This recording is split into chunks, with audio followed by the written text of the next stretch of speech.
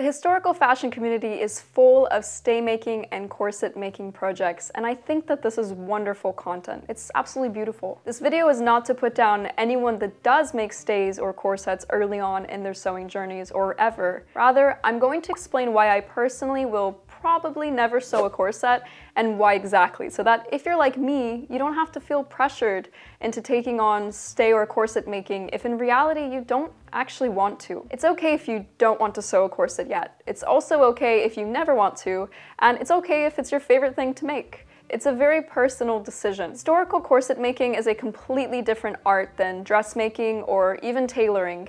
It requires a completely different set of skills, thought processes, and materials. In fact, historically, corsets tended to be made by either specialized stay makers, which were a type of tailor. They generally were not being made by dressmakers. It can take years upon years to truly master corset making, especially when it comes to bespoke or custom fit corsetry. This shouldn't discourage you from taking on a corset-related project if you want to, but it's important to remember that to get well-fit, comfortable stays, it might take some time and quite a bit of practice and potentially some money too, which is okay if you truly enjoy it and it's something that interests you, and if you're aware of this going into it. Now, as a daily wearer of historical stays and corsets, I've worn one for quite a while now, and because of that, I need a very well-fit, durable, and comfortable option. Ones that I can sport week after week and not have the boning channels popping out of the binding, or the fabric warping in strange ways, or the corset cutting into my armpits or my hips. Ill-fitting corsets are arguably one of the greatest causes of discomfort when wearing them. It's a big reason that I have attributed to why actors often complain of pain when they wear corsets for extended durations of time. They aren't making that pain up, but there are likely some deeper reasons as to why it's happening in the first place, like fit issues and just the entertainment industry not prioritizing the welfare of their talent,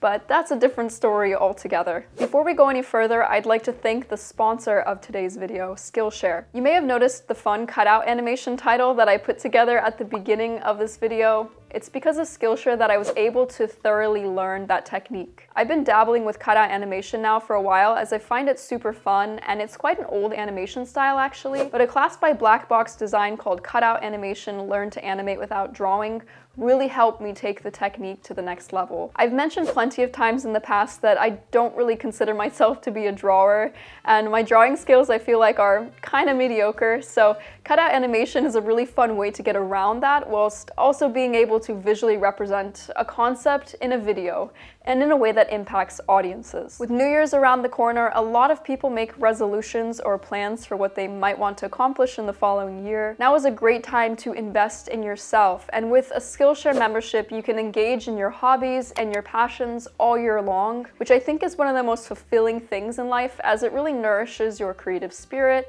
and encourages growth at a pace that works for you. You can make 2023 a year where you pursue a new passion or hobby, or perhaps finally launch your dream business. Try out a risk-free 30-day trial to test it out yourself, and the first 1,000 people to use the link below will get a 1-month free trial of Skillshare. Thanks again to Skillshare for sponsoring this video. Now back to why I will probably never sew a corset. Because of all of these factors I mentioned, I get all of my stays and corsets made from a corset maker who I love, and you might think, wow, that must be so expensive. But I'm here to show you that in a lot of ways, it is pretty comparable to the cost of materials to make your own corset.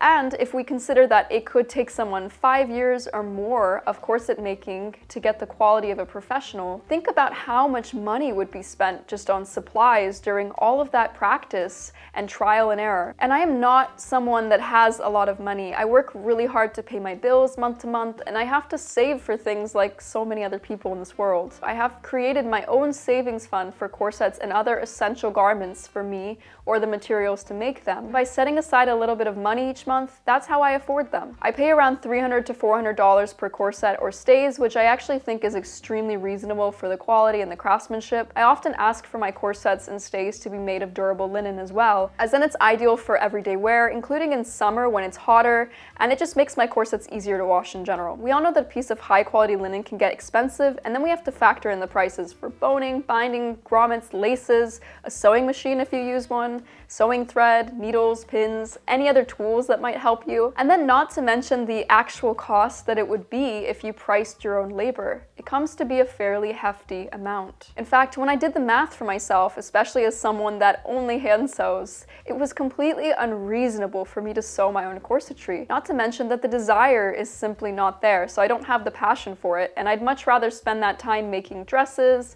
and working class clothes for myself, things that also might be more challenging to find someone to commission. Making a corset is incredibly labor intensive. Anyone who has made one knows that historical corsets are usually pretty complex, and many mock-ups can be involved because drafting can be hard. If someone used a machine, I'm just going to roughly estimate around 20 to 50 hours for a beginner, depending on the style of corset, and this is just a low estimate. And then for a hand-sewn corset, probably closer to 100 hours, if not more. So if we calculate that at the minimum wage of $10 an hour, that could be another $200 to $1,000 plus just for labor costs alone. Way more than the amount corsetiers often charge, as generally they are so experienced with making custom corsets that they're able to produce them far quicker than someone with little experience. And this is just the cost breakdown for one corset. This doesn't include the hundreds of corsets that someone who is a professional has made in their lifetime to get to the point where they are today. When you pay for a custom corset, you're also paying for an immense amount of experience and expertise. I honestly applaud all of you who have the courage to dive into making your own corsets and stays, even with all of these factors considered. I think that stay making is one of those things where, especially if you aren't a professional, you are doing it because you probably enjoy it. Not as much to save money or to pump out as many garments as you can, and that's incredibly commendable. It shows the incredible amount of passion behind it, and it impresses me a lot. But on my side, I think I'll probably never sew a corset, and I'm just going to leave it to the professionals and keep on dressmaking. I really hope you enjoyed listening to this little bit of a rant. Thank you so much for watching, and I'll see you all in the next video.